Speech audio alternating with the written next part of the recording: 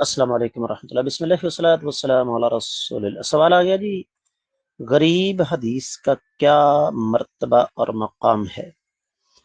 میرے عزیز، سب سے پہلے یہ سمجھنا ضروری ہے کہ غریب حدیث کہتے کسے ہیں۔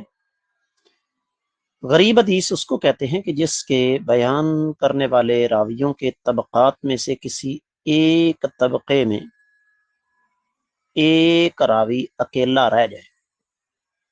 میں اس کے لیے مثال آپ کو دوں گا۔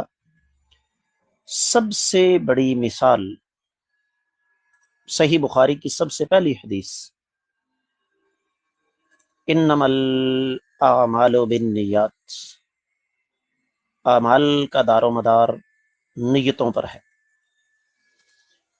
اب یہ حدیث نبی کریم صلی اللہ علیہ وسلم سے روایت کرنے والی صرف ایک ہستی ہے، جن کا نام نامی اسم گرامی سیدنا عمر بن خطاب رضی اللہ تعالی عنہ ہے۔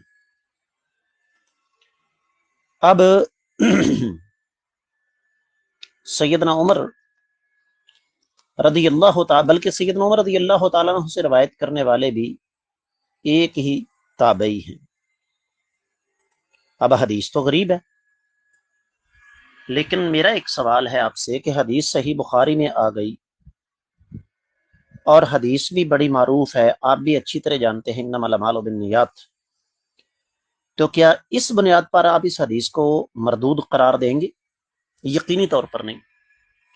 تو اس کا مطلب یہ ہوا کہ کسی حدیث کا غریب ہونا اس بات کا ثبوت نہیں ہے کہ یہ حدیث قابل قبول نہیں۔ غریب حدیث صحیح بھی ہو سکتی ہے۔